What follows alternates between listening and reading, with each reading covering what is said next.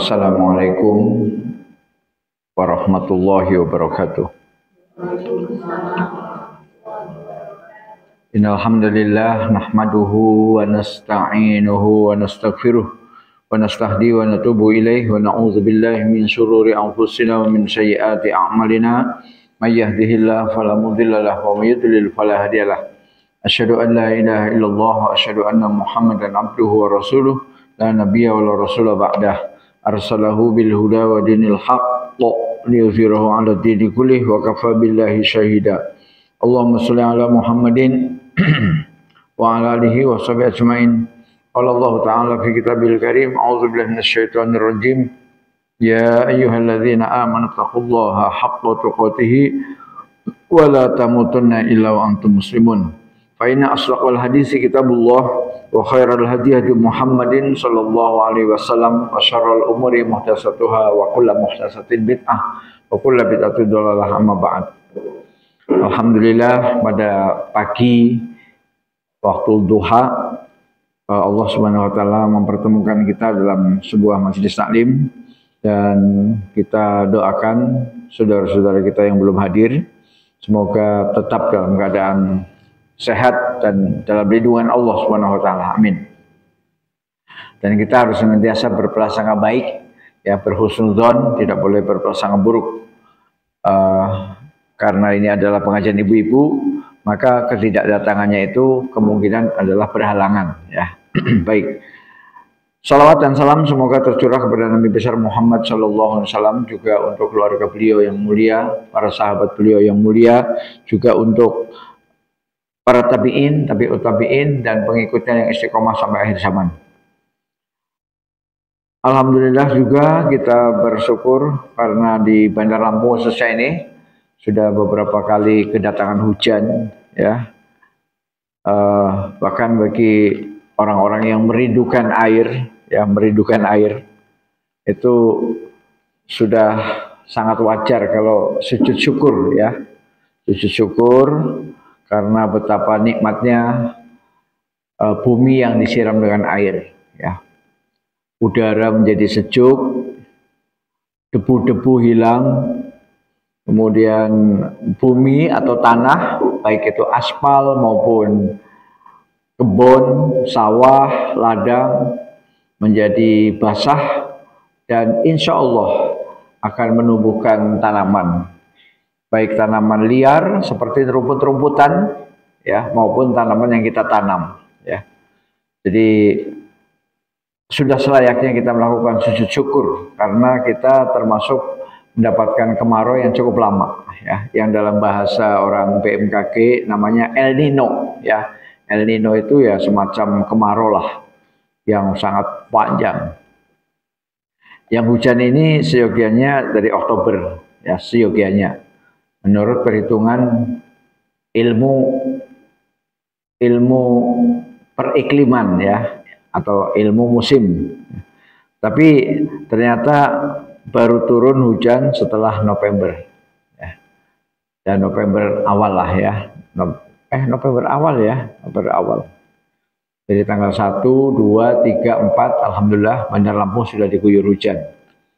Meskipun belum merata, tapi secara umum sudah, ya. Ibu-ibu sekalian, pada hari ini sengaja saya mengambil kitab ini, kitab Madarijus Salikin. Saya sengaja untuk mengistirahatkan dulu kitab Aqidah Thahawiyah, ya. Saya sengaja mengambil kitab ini. Ini adalah kitab yang disusun oleh Al-Imam Ibnul Qayyim Al-Jauziyah. Madarijus Salikin ini diterjemahkan pendakian menuju Allah, ya. Pendakian menuju Allah. Artinya untuk sampai kita ketemu Allah, untuk sampai kita sempurna dalam ibadah, maka perlu tahapan-tahapan mendaki, ya. Karena memang untuk sampai sempurna berjumpa dengan Allah itu tidak mudah, ya. Maka ini ada beberapa tahapannya. Tahapannya cukup panjang juga, ya. Ini sebenarnya aslinya 3 buku, Bu. Jadi ini aslinya 3 kitab dijadikan satu. ya 3 kitab dijadikan satu. Maka ada kitab ketiga, yaitu tempat-tempat persinggahan iyyaka na'budu wa iyyaka nasta'in, ya. Mulai dari mahabbah atau cinta, kemudian cemburu kepada Allah, Bu, ya. Kemudian rindu, kemudian keresahan, haus, al-barku, dan seterusnya. Ya, ini banyak sekali istilah-istilah yang barangkali menurut sebagian orang ini adalah buku tasawuf, ya, buku tasawuf. Ya. Tetapi kadang-kadang kita ada mispersepsi, ya, seolah-olah semua tasawuf itu buruk dan jelek. Itu salah, ya. Justru tasawuf wajib kita miliki, yaitu tasawuf yang sesuai dengan sunnah, ya, sesuai dengan Al-Quran dan As-Sunnah.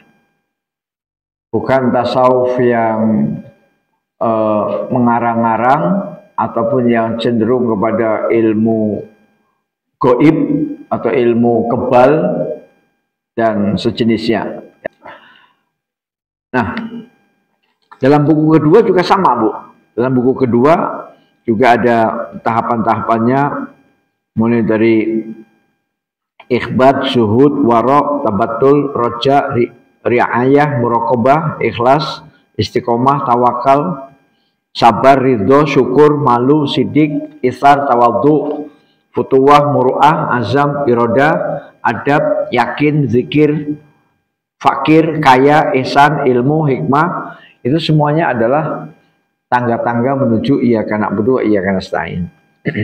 Nah, kemudian di dalam kitab 1 itu dibahas tentang persinggahan yang pertama atau tangga pertama, yaitu taubat, ya. Jadi taubat itu merupakan tangga pertama dan sekaligus tangga terakhir, ya. Artinya memang kita kalau ingin sempurna dalam beribadah kepada Allah harus diawali dengan taubat dan diakhiri dengan taubat, ya, di awal dan akhir. Kemudian ada lagi yang namanya inabah, Bu. Yang kedua adalah inabah. Inabah itu keterikatan dengan Allah. Jadi digambarkan di sini, pernah saya baca, inabah itu seperti seseorang yang tidak bisa pisah dengan kekasih, ya, seseorang yang tidak bisa pisah dengan kekasih. Pokoknya kemana kekasih pergi ingin ikut, ya, ke pasar ingin ikut, ke mall ingin ikut, ke Bandung ingin ikut, ke Surabaya ingin ikut, menghadiri walimah ingin ikut. Pokoknya nggak mau pisah sama kekasih. Nah, itu namanya inabah. Jadi kalau kita inabah kepada Allah, artinya kita nggak mau pisah dengan Allah, Bu. Ya. Jadi ke pasar ingat Allah, ke mall ingat Allah, ke pantai ingat Allah, ke puncak gunung ingat Allah, ke Jogja ingat Allah, ke Aceh ingat Allah, gitu, ya. Itu namanya inabah. Ya. Jadi ingat Allahnya itu bukan hanya saat sholat, bukan hanya saat sholat, ya. Nah, itu namanya inabah. Yang tangga berikutnya yaitu tazakur dan tafakur, ya. Tazakur, ya, mirip dengan ingat, ya, zikir. Kemudian tafakur itu berpikir, ya, berpikir, memikirkan tentang makhluk ciptaan Allah, memikirkan tentang proses kejadian langit dan bumi, ya. A'udzubillahi minasyaitonirrajim. Inna fi khalqis samawati wal ardi wa ikhtilafil laili wan nahari la ayatil liulil albab. Al-ayah. Sesungguhnya dalam proses penciptaan langit dan bumi, ya, proses penciptaan langit dan bumi, dan bergantinya siang dan malam, ya, siang malam berganti, la ayatil liulil albab, merupakan tanda-tanda kebesaran Allah bagi orang-orang intelektual. bagi orang-orang yang cendekia, intelektual, ya, orang-orang yang menggunakan akal sehat. Ya. Siapa orang yang menggunakan akal sehat itu? Siapa ulul albab itu? Siapa cendekia itu? Alladzina yadhkurunallaha qiyaman wa qu'udan wa 'ala junubihim. Yaitu orang-orang yang senantiasa ingat Allah baik saat berdiri, saat duduk maupun saat berbaring. Berdiri, duduk maupun berbaring, selalu ingat Allah. Wa yatafakkarun, dan senantiasa berpikir, ya, berpikir, bertafakur. Wa yatafakkaruna fi khalqis samawati wal ard, memikirkan tentang fenomena alam semesta ini. Ya, kenapa ada malam, kenapa ada siang, kenapa ada gempa bumi, kenapa ada banjir bandang, kenapa ada angin puting beliung, kenapa ada El Nino, kemarau panjang, ya, kenapa ada banjir. Banjir itu macam-macam, Bu. Banjir biasa, banjir bandang, banjir lahar, lahar dingin, ya. Kalau banjir lahar itu biasanya yang bekas gunung meletus itu, Bu. Habis gunung meletus, kemudian terbawa air hujan, kemudian material-material dari gunung meletus itu hanyut dalam sungai. Bisa batu, bisa pasir, ya. Ya karena gunung itu tinggi, Bu. Gunung kan tinggi, ya. Terus sungai kan menurunkan sungai, otomatis batunya kan gelundung, Bu.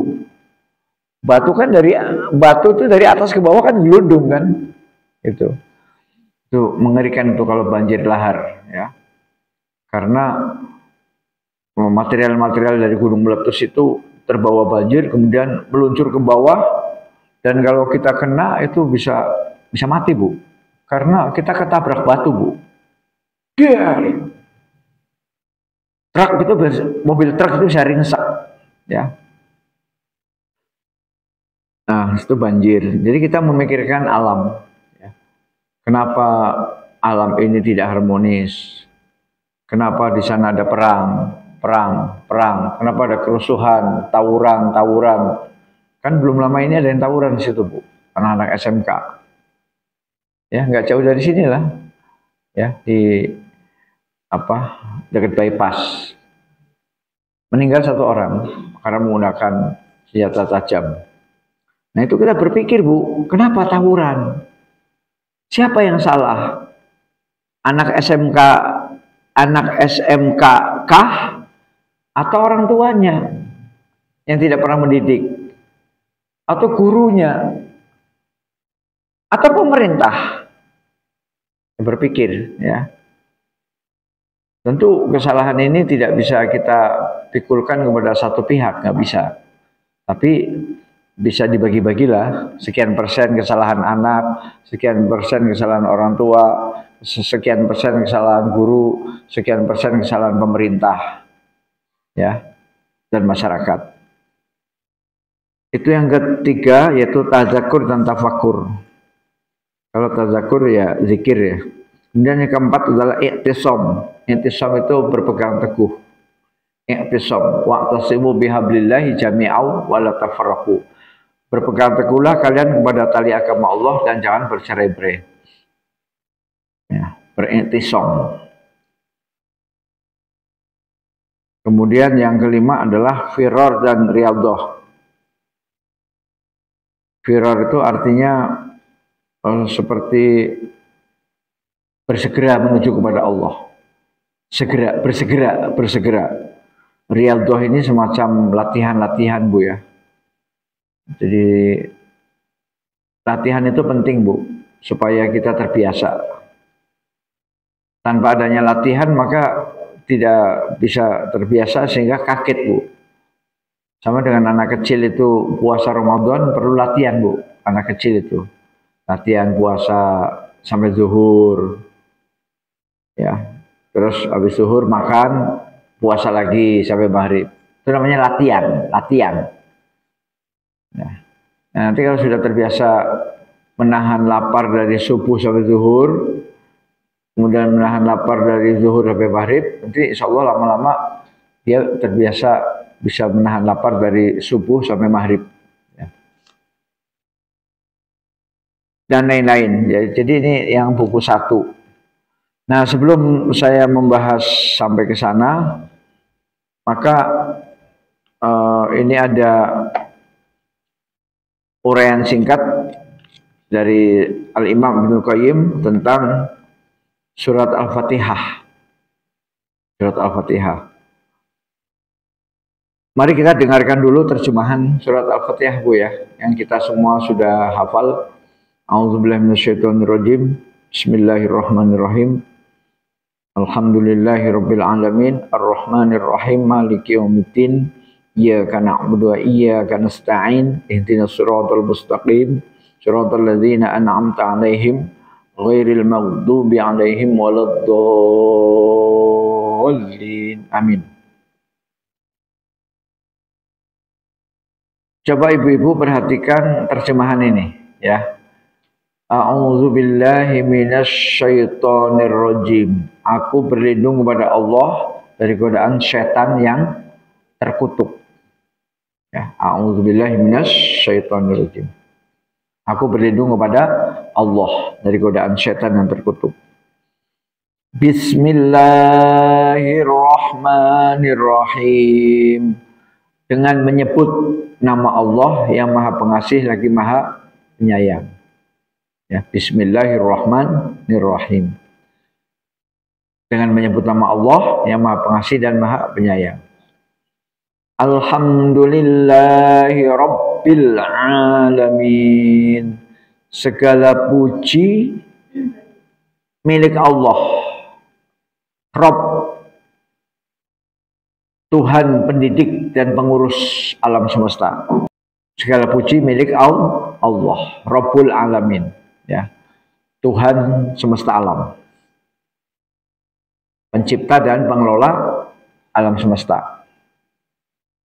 Ar-Rahmanir Rahim, yang Maha Pengasih dan Maha Penyayang. Maliki Yaumiddin, yang menguasai hari pembalasan, ya, yang menguasai hari pembalasan.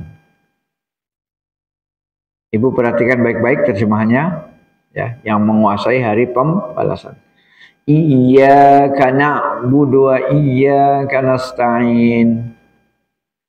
Hanya kepada Engkau sajalah kami beribadah, dan hanya kepada Engkau sajalah kami minta pertolongan. Iyyaka na'budu wa iyyaka nasta'in. Hanya kepada Engkau kami menyembah, kami beribadah, kami mengabdi, dan hanya kepada Engkau kami minta pertolongan. Ya, iyyaka na'budu wa iyyaka nasta'in. Ihdinas siratal mustaqim. Tunjukkanlah kami ke jalan yang lurus. Tunjukkanlah kami ke jalan yang lurus. Siratal ladzina an'amta 'alaihim, yaitu jalannya orang-orang yang pernah Engkau beri nikmat atas mereka, ya, yaitu jalannya orang-orang yang pernah Engkau beri nikmat atas mereka. Ghairil maghdubi 'alaihim waladdallin. Bukan jalannya orang-orang yang dimurkai, dan bukan pula jalannya orang yang tersesat. Ya, itulah terjemahan dari surat Al-Fatihah. Setelah ibu-ibu mendengarkan terjemahan surat Al-Fatihah, pertanyaan saya, Bu. Apakah dari terjemahan yang saya baca tadi ada keterangan, ada kesimpulan bahwa Allah mengutus para nabi? Ada nggak?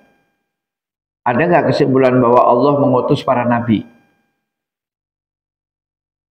dari terjemahan tadi? Dari mulai a'udzubillahi minasyaitonirrajim, bismillah, alhamdulillah, sampai waladhdallin, amin. Ada nggak di situ kesimpulan, ya, kesimpulan atau keterangan bahwa Allah mengutus para nabi? Ada nggak? Ada nggak?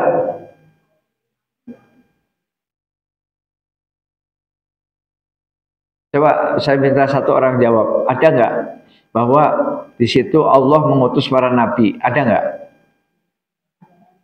Ada. Ada. Yang mana?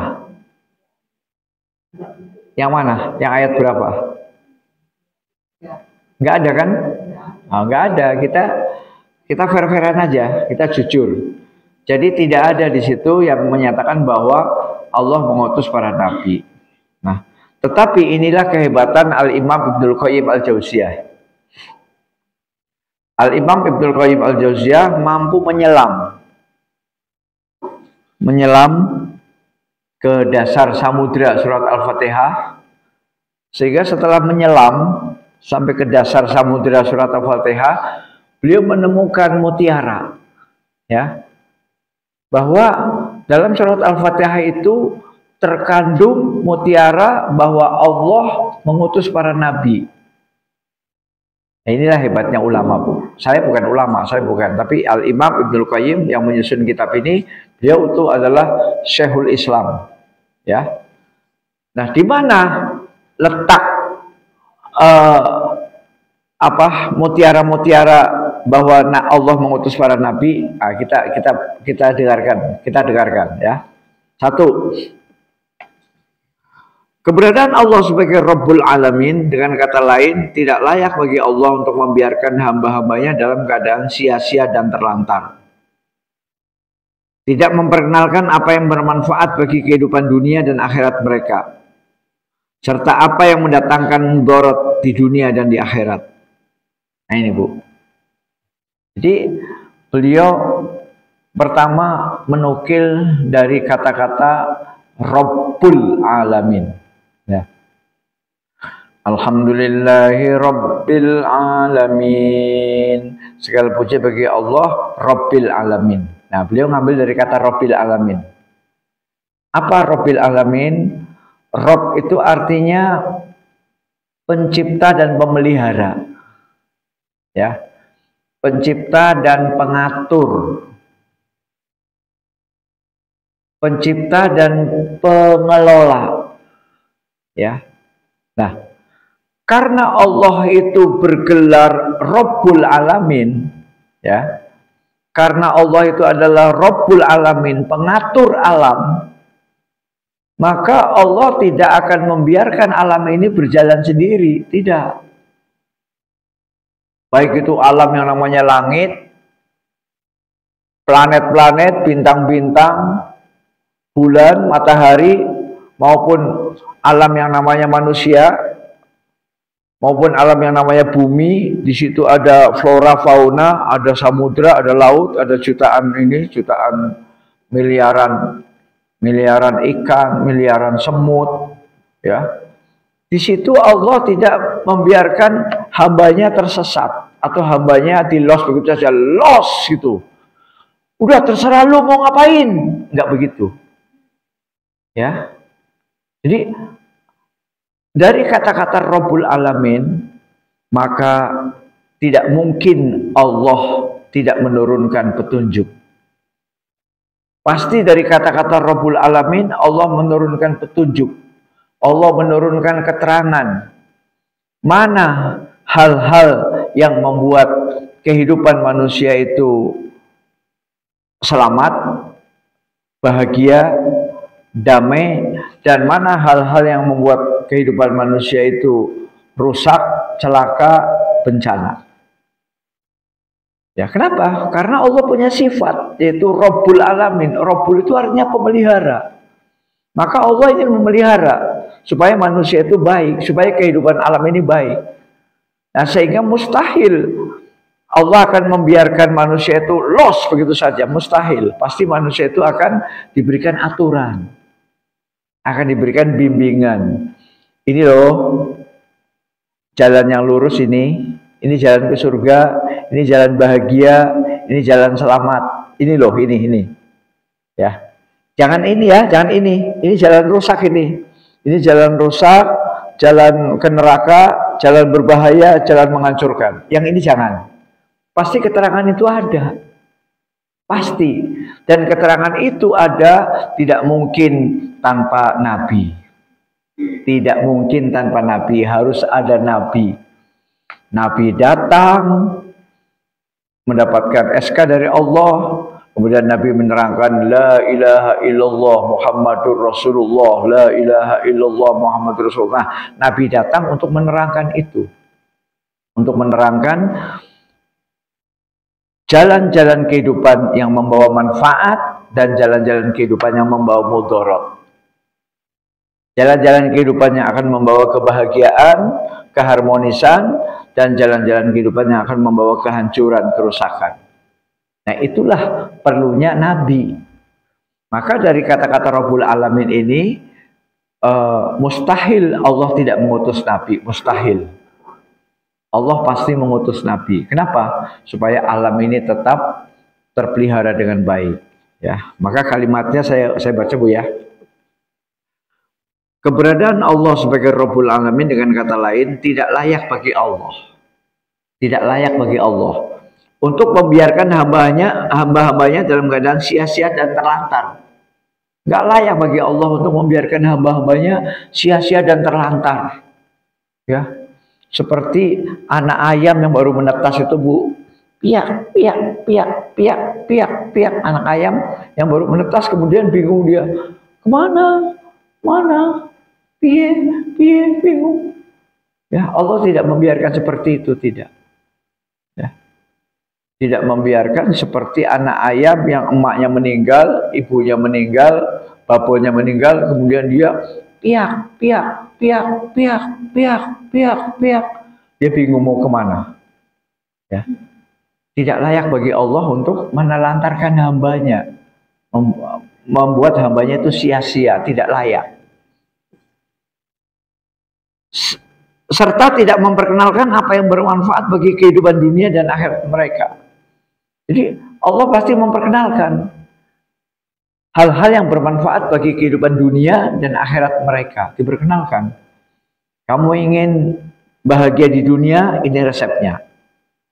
Resepnya iman takwa, iman amal soleh. Ini resepnya. Rajin bekerja, rajin mencari duit, ibadah yang rajin, zikir yang rajin, sholat yang rajin. Jadilah hamba yang bertakwa. Illal ladzina amanu wa amilus sholihat, yaitu beriman dan beramal soleh. Ya. Jadi tidak layak bagi Allah tidak memperkenalkan apa yang bermanfaat bagi kehidupan dunia dan akhirat mereka, serta apa yang mendatangkan mudarat di dunia dan akhirat. Allah juga menerangkan hal-hal yang bisa menimbulkan mudarat. Kalau kamu syirik, kamu akan mendapatkan mudarat di dunia dan di akhirat. Kalau kamu minum arak, kamu akan mendapatkan mudarat dunia dan akhirat. Kalau kamu berzina, kamu akan mendapatkan mudarat dunia dan akhirat. Kalau kamu mencuri, membegal, membunuh, menyekutukan Allah, maka kamu akan memperoleh mudarat, akan memperoleh bahaya di dunia dan di akhirat. Nah, maka dari situ jelas Allah pasti menurunkan nabi. Ya, Allah pasti mengutus Rasul. Itu yang pertama Bu. Itu baru dari kalimat Rabbul Alamin Bu. Ya. Yang kedua, bisa disimpulkan dari asmanya Allah yang berarti disembah dan dipertuhankan. Hamba tidak mempunyai cara untuk bisa mengenal sesembahnya kecuali lewat para Rasul. Nah sekarang yang kedua Bu. Tadi yang pertama dari kalimat Rabbul Alamin, ya, bahwa Allah itu adalah Rabb. Rabb itu artinya pendidik Bu, pengatur, ya, pendidik pengatur. Sekarang yang kedua dari kalimat atau dari asma Allah, ya, Bismillah. Nah, kan itu ada Allahnya kan Bu. Bismillah dengan nama Allah. Alhamdulillah, segala puji milik Allah. Nah, sekarang kita membahas kata-kata Allah, Bu. Dari asma Allah, ya, dari nama Allah, ya, yaitu Allah, yang sebagian para ahli bahasa mengatakan bahwa Allah itu berasal dari kata al-ilah. Al-ilah, ya, yang artinya adalah yang wajib atau yang berhak disembah, ya, yang wajib dan yang berhak disembah, dipertuhankan. Nah, kalau kita sudah paham bahwa Allah adalah yang wajib disembah, wajib dipertuhankan, maka hamba kita ini, Bu, ya, hamba ini tidak akan tahu bagaimana caranya menyembah Allah, nggak akan tahu, kecuali dengan tuntunan dari Rasul, ya, kecuali Allah mengutus Rasul, hai Muhammad, datang ke muka bumi, kamu dapat wahyu, Iqra bismi rabbikal ladzi khalaq, terus, ya, 5 ayat, sampailah suatu saat pada ayat tentang sholat. Kita tidak akan bisa menyembah Allah, Bu, kalau tidak ada contoh. Kita tidak akan bisa menyembah Allah kalau tidak ada contoh. Siapa contohnya? Rasul, Nabi. Makanya dari kata-kata Allah, maka harus ada kata-kata Muhammad. Harus. Kenapa? Muhammadlah yang nanti akan menunjukkan cara. Begini loh Pak Nurdin, caranya menyembah Allah. Begini loh ibu-ibu Baitun Nur, caranya menyembah Allah. Kan kalian yakin kan bahwa Allah adalah yang disembah? Allah itu adalah yang berhak disembah, yang wajib disembah. Nah, kalian mau menyembah Allah, caranya bagaimana coba? Nah, caranya yaitu melalui yang dicontohkan, yang diperagakan oleh Rasul. Maka harus diutus seorang Rasul. Kalau nggak ada Rasul, kita menyembah Allah gimana coba, Bu? Ayo, meraba-raba gitu. Oh, kan nggak tahu. Tapi dengan adanya Rasul, yang Rasul itu membawa wahyu dari langit melalui Jibril, ya, dari Allah melalui Jibril, dari Jibril kemudian turun kepada Nabi Muhammad. Kemudian disitulah Nabi Muhammad akan mengajarkan bagaimana cara menyembah Allah. Diawali dari berwudu, ya kan? Harus berwudu dulu. Kalau nggak berwudu nggak sah. Siapa yang ngajari wudu? Muhammad SAW. Habis itu bersuci, karpet, sajadah, baju harus suci, nggak boleh ada najis, nggak boleh. Kemudian harus menghadap kiblat, nggak boleh sholat sembarangan, semau gue menghadapnya begitu, nggak boleh, harus menghadap kiblat. Kemudian harus berdiri, nggak boleh sholat itu sambil duduk sambil berbaring, kecuali sakit, sakit. Kalau normal berdiri, ya. Kemudian menghadap kiblat, kemudian mengangkat tangan, Allahu Akbar. Diawali dengan takbir, ditutup dengan Assalamualaikum warahmatullahi, Assalamualaikum warahmatullahi. Itu yang ngajarkan siapa? Rasul. Berarti harus ada nubuwah, harus ada Allah mengutus Nabi dan Rasul. Tanpa adanya nubuwah, maka kita tidak bisa beribadah. Nggak bisa beribadah. Kita mau mencontoh siapa coba, Bu? Mau mencontoh siapa? Ya kan? Nah, itu dari kalimat Allah. Yang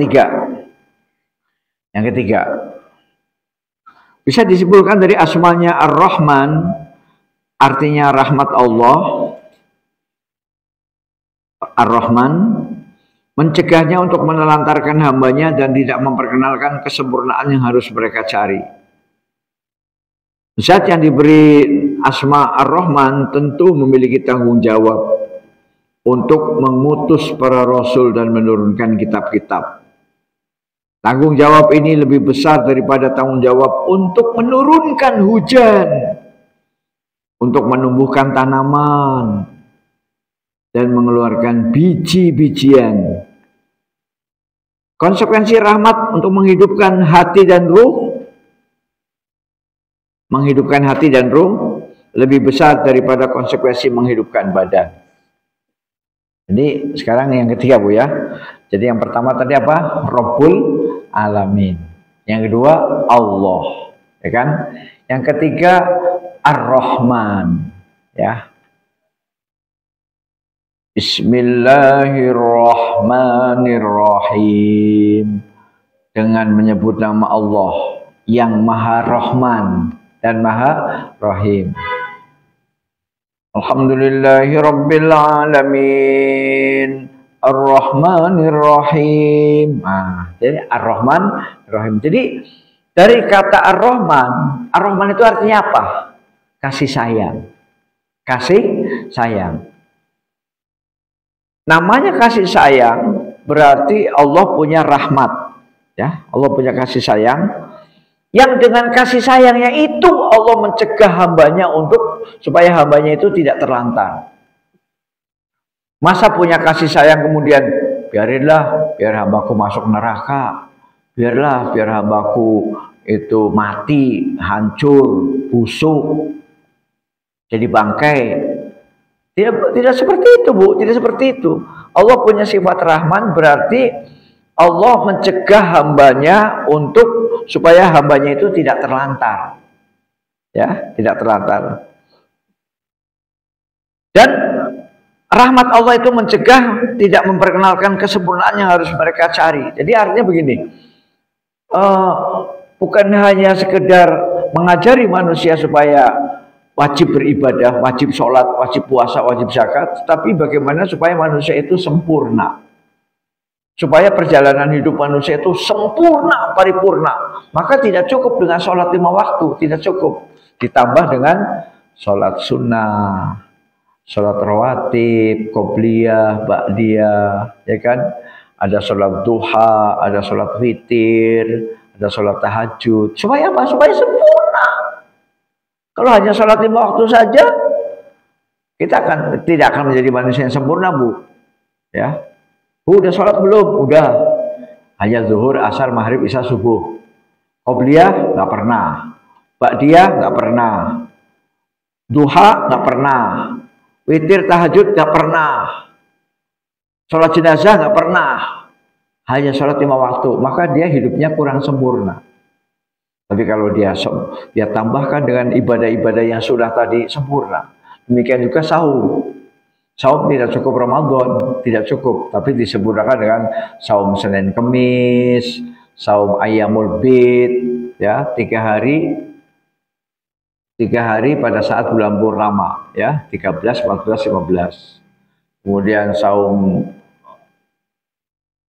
Daud kalau mampu sehari puasa, sehari buka, sehari puasa, sehari buka, ya.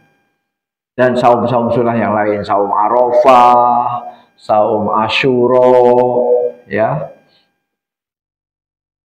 saum Syawal, bulan Syawal, ya, itu semuanya dalam rangka untuk menuju kesempurnaan. Tidak cukup dengan yang wajib, karena yang wajib kita banyak cacatnya, Bu. Kita puasa wajib banyak cacatnya banyak cacatnya, banyak kekurangannya, ya. Tapi dengan ditambah dengan yang sudah, maka puasa wajib kita yang kurang bagus bisa menjadi sempurna. Ya. Jadi Allah juga ingin supaya hambanya sempurna. Dan itu tanda bahwa Allah punya sifat Rahman, Bu.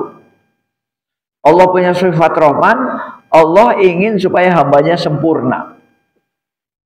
Allah tidak ingin hambanya, wis, lek kowe anu sekadarnya aja lah. Kamu sholat sekadarnya, kamu jadi orang Islam sekadarnya. Enggak begitu.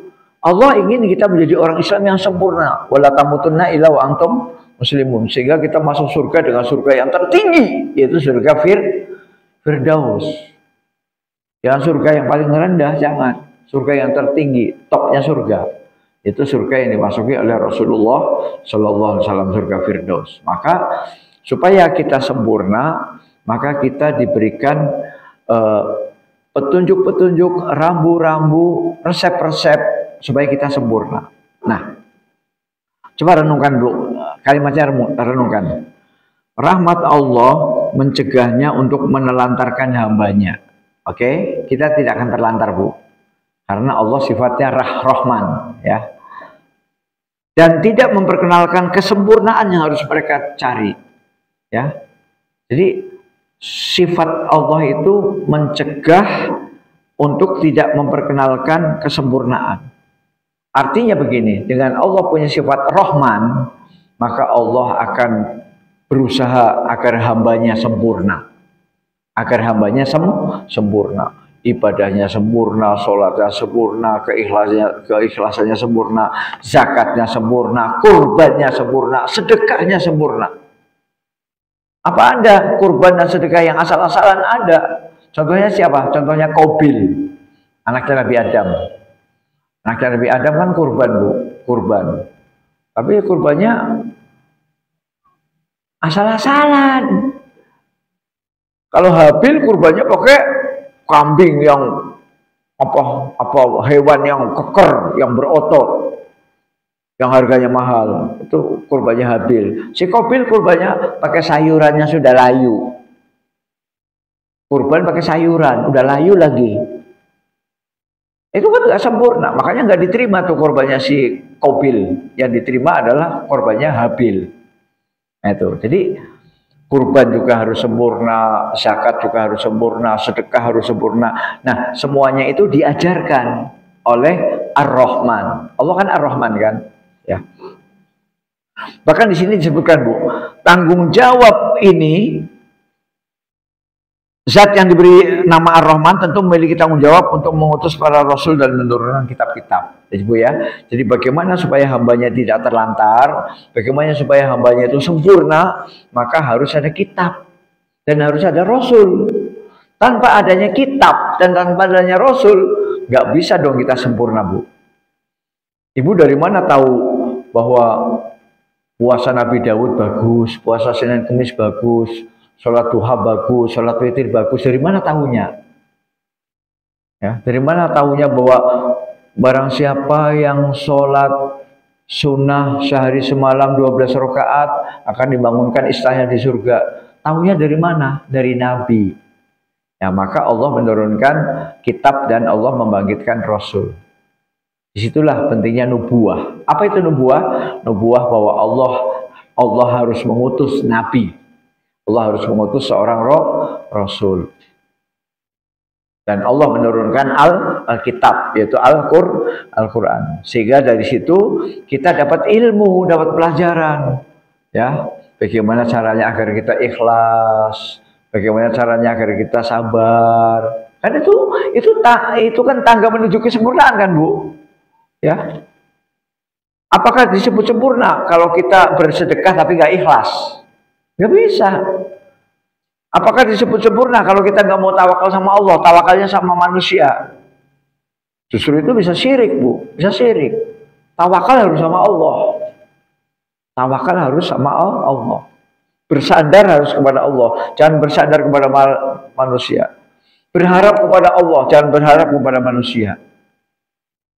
Nah, itu nanti diajarkan oleh Nabi, ya.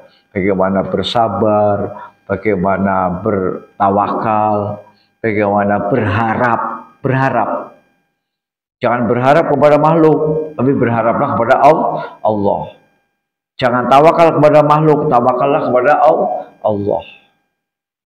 Jangan minta pujian makhluk, tapi berbuatlah ikhlas untuk mendapatkan pahala dari Allah. Ikhlas.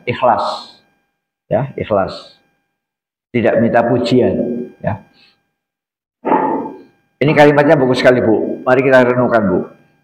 Tanggung jawab ini lebih besar daripada tanggung jawab untuk menurunkan hujan, menumbuhkan tanaman, dan mengeluarkan biji-bijian. Allah juga bertanggung jawab, Bu, menurunkan hujan. Ya, bertanggung jawab.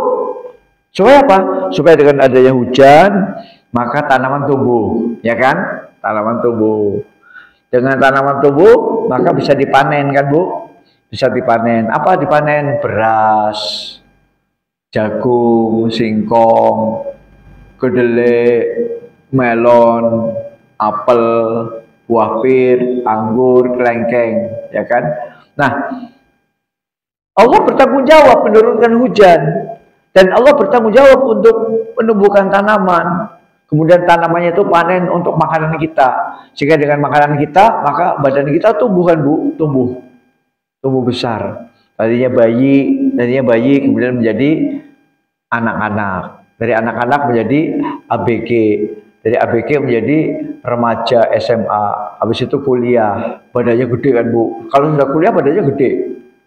Ya. Nah, Allah bertanggung jawab untuk menumbuhkan badan. Badan dengan makanan.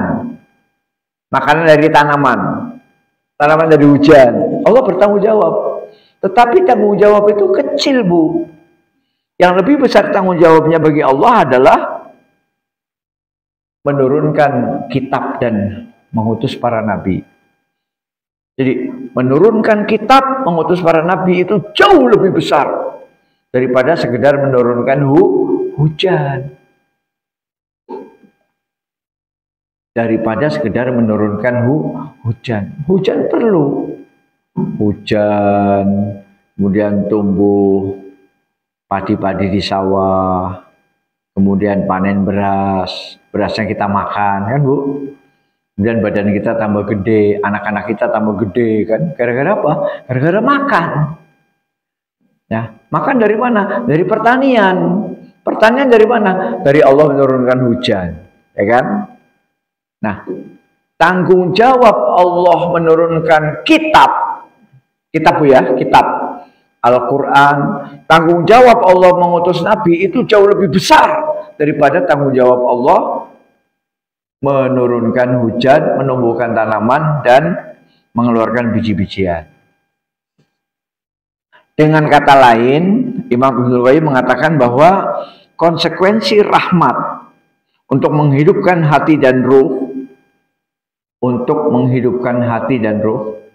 saya ulangi Bu ya, untuk menghidupkan hati dan ruh itu lebih besar daripada konsekuensi menghidupkan badan.